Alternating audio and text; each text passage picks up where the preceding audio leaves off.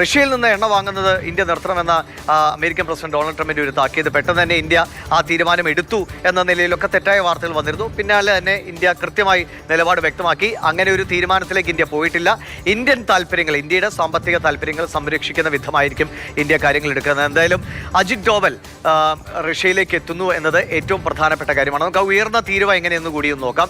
ഇന്ത്യക്കാണ് ഇപ്പോൾ ഏറ്റവും ഉയർന്ന തീരുവ. ഇന്ത്യയും ബ്രസീലുമാണ് ആ ഗണത്തിൽ വരുന്നത്. അതായത് 50% തീരുവ ചുമത്തിയിട്ടുള്ള, അമേരിക്ക ചുമത്തിയിട്ടുള്ള രാജ്യങ്ങളിൽ 2 രാജ്യങ്ങൾ, അത് ഇന്ത്യയും ബ്രസീലുമാണ്. ബ്രസീൽ തന്നെ കഴിഞ്ഞ ദിവസം ബ്രസീൽ പ്രസിഡന്റ് വ്യക്തമാക്കിയതാണ്, ഞങ്ങൾ അമേരിക്കയുമായിട്ടുള്ള ഒരു ചർച്ചയ്ക്കും തയ്യാറല്ല, ഇന്ത്യയുമായിട്ടാണ്, നരേന്ദ്രമോദിയുമായിട്ടാണ് ഞങ്ങൾ ചർച്ച ചെയ്യാൻ ആഗ്രഹിക്കുന്നത് എന്ന് കഴിഞ്ഞ ദിവസം ബ്രസീലിൽ നിന്ന് പ്രതികരണം വന്നതാണ്. ഇന്ത്യയും ബ്രസീലും കഴിഞ്ഞാൽ സിറിയ 41% സിറിയയ്ക്ക് ചുമത്തിയിരിക്കുന്നത്. ലാവോസിന് 40% തീരുവ ചുമത്തിയിരിക്കുന്നു ഡൊണാൾഡ് ട്രംപ്. മ്യാൻമറിന് 40% സ്വിറ്റ്സർലൻഡ്, യൂറോപ്യൻ രാജ്യമാണ്, സ്വിറ്റ്സർലൻഡിന് 39% തീരുവ ചുമത്തിയിരിക്കുന്നു. നിലവിൽ ഇന്ത്യയും ബ്രസീലുമാണ് ഏറ്റവും മുന്നിൽ നിൽക്കുന്നത്. ദക്ഷിണാഫ്രിക്കയ്ക്ക് 30%, ചൈനയ്ക്ക് 30%. അതിൻ്റെ രസകരമായ കാര്യം, ചൈനയും റഷ്യയിൽ നിന്നൊക്കെ എണ്ണ വാങ്ങുന്നുണ്ട്, അല്ലെങ്കിൽ മറ്റ് നയതന്ത്ര ബന്ധങ്ങളൊക്കെ അവർക്ക് തുടരുന്നുണ്ട്. പക്ഷേ ചൈനയോട് വേറൊരു സമീപനം, ഇന്ത്യയോട് വേറൊരു സമീപനവും ഇപ്പോൾ അമേരിക്ക സ്വീകരിച്ചിരിക്കുന്നു എന്നതാണ്. നമുക്കറിയാം, ജിയോ പൊളിറ്റിക്സിൽ ഈ ബന്ധങ്ങൾ അതൊക്കെ ഏതു സമയത്തും അങ്ങോട്ടേക്കും ഇങ്ങോട്ടേക്കും ഒക്കെ മാറി മറിയും എന്ന കാര്യത്തിൽ യാതൊരു തർക്കവുമില്ല. ബി ബാലഗോപാൽ നമുക്കൊപ്പം തുടരുന്നുണ്ട്. കൂടുതൽ വിവരങ്ങളിലേക്ക് പോകാം. ബാലഗോപാൽ, ഇപ്പോൾ നമ്മൾ പങ്കുവച്ചത് എങ്ങനെയൊക്കെയാണ് തീരുവകൾ, ഏതൊക്കെ രാജ്യങ്ങൾക്കാണ് കൂടുതൽ തീരുവകൾ ചുമത്തിയിട്ടുള്ളത് എന്ന വിവരമാണ് നമ്മൾ പങ്കുവച്ചത്. എങ്ങനെയാണ് ഇപ്പോൾ റഷ്യയുമായി നടക്കുന്ന ചർച്ച? ഇന്ത്യയിലെ ഓയിൽ കമ്പനികളൊക്കെ തന്നെ ആദ്യഘട്ടത്തിൽ റഷ്യയിൽ നിന്ന് എണ്ണ വാങ്ങുന്നത് പിൻവാങ്ങി എന്ന തെറ്റായ വാർത്തയൊക്കെ വന്നതാണ്. അത് ഇന്ത്യ തന്നെ വിശദീകരിക്കുകയും ചെയ്തു, അങ്ങനെ ഒരു തീരുമാനവുമില്ല എന്ന്.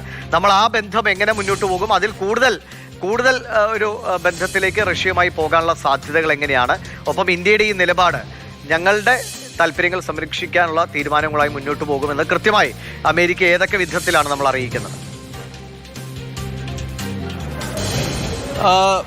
റഷ്യയുമായി ഉള്ള നിലവിലെ ഈ എണ്ണ വ്യാപാരം, അതിൽ യാതൊരു തരത്തിലുള്ള മാറ്റവും ഉണ്ടാകില്ല എന്നാണ് സർക്കാർ വൃത്തങ്ങൾ വ്യക്തമാക്കുന്നത്. കാരണം അത് ഇന്ത്യയുടെ താല്പര്യങ്ങൾ സംരക്ഷിക്കുന്ന തരത്തിലുള്ള ഒരു ഇടപാടാണ് നടക്കുന്നത്. അതിൽ യാതൊരു പുതുമയുമില്ല. കാരണം അമേരിക്കയെ സംബന്ധിച്ചിടത്തോളം ദീർഘകാലമായി അറിയാവുന്ന ഒരു കാര്യമാണ് ഈ വിഷയം. പക്ഷേ അമേരിക്ക ഇപ്പോൾ ഈ റഷ്യൻ എണ്ണ വാങ്ങുന്ന ഇന്ത്യയുടെ നിലപാടിനെ ചോദ്യം ചെയ്തുകൊണ്ട്, അല്ലെങ്കിൽ അതുമായി ബന്ധപ്പെട്ട നടപടികളിലേക്കൊക്കെ കടക്കുന്നതിന് പിന്നിൽ മറ്റ് താല്പര്യങ്ങളാണ് ഉള്ളത് എന്ന കാര്യത്തിൽ യാതൊരു സംശയവും സർക്കാരിനെ സംബന്ധിച്ചിടത്തോളം ഇല്ല. അതുകൊണ്ട് തന്നെയാണ് ഈ കാർഷിക മേഖലയുമായി ബന്ധപ്പെട്ട കാര്യങ്ങളിൽ യാതൊരു വിട്ടുവീഴ്ചയ്ക്കും ഇന്ത്യ തയ്യാറല്ല എന്ന് പറയുന്നത്. കാരണം റഷ്യ എന്ന് പറഞ്ഞു കഴിഞ്ഞാൽ, റഷ്യൻ എണ്ണ വാങ്ങുന്ന, നേരത്തെ ദിവിഷ് പറഞ്ഞതുപോലെ തന്നെ ചൈനയോട് ഇത്തരം ഒരു സമീപനം അമേരിക്ക കാണിച്ചിട്ടില്ല. ഇന്ത്യയോട് അങ്ങനെ കാണിക്കുന്നതിന് പിന്നിൽ അമേരിക്കയ്ക്ക് മറ്റ് താല്പര്യങ്ങളുണ്ട്, പ്രത്യേകിച്ച് കാർഷിക മേഖലയുമായി ബന്ധപ്പെട്ട ചില താല്പര്യങ്ങളുണ്ട്. ആ താല്പര്യങ്ങളിൽ ഒരു കാരണവശാലും ഉള്ള വിട്ടുവീഴ്ച ഉണ്ടാകില്ല എന്ന് തന്നെയാണ് ഇപ്പോൾ ഇന്ത്യ വ്യക്തമാക്കുന്നത്. നിലവിൽ ചില ആശ്വാസകരമാകുന്ന കാര്യങ്ങൾ കൂടി പുറത്തു വരുന്നുണ്ട്. കാരണം ഇന്നലെ ഈ അമേരിക്കയുടെ ഈ അധിക തീരുവ ഏർപ്പെടുത്തിയതിന് ശേഷം ഇന്ത്യൻ വിപണിയിൽ വലിയ തോതിലുള്ള ഒരു ഇടിച്ചിൽ ഇന്ന് ഉണ്ടാകുമെന്ന് ചില വിദഗ്ധരൊക്കെ പ്രവചിച്ചിരുന്നു. പക്ഷേ ഇന്ന് രാവിലെ മാർക്കറ്റ്, അതായത് വിപണി, ഓഹരി വിപണിയിൽ നിന്നും കാര്യമായ ചാഞ്ചാട്ടം ഇതുമായി ബന്ധപ്പെട്ട് ഇതുവരെയും ഉണ്ടായിട്ടില്ല.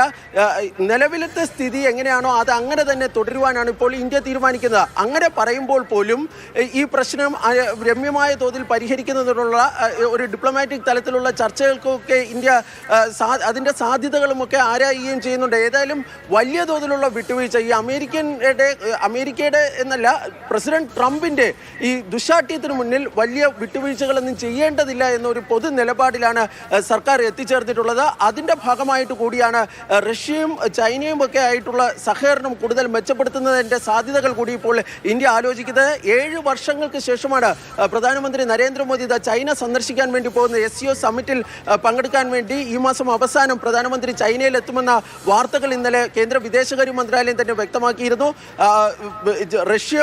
റഷ്യയുടെ ഇത്രയും വലിയ ശക്തമായ എതിർപ്പ് അമേരിക്ക പ്രകടിപ്പിക്കുന്ന സമയത്താണ് അജിത് ഡോവലിനെ ഈ ക്രെംലിനിൽ അയച്ച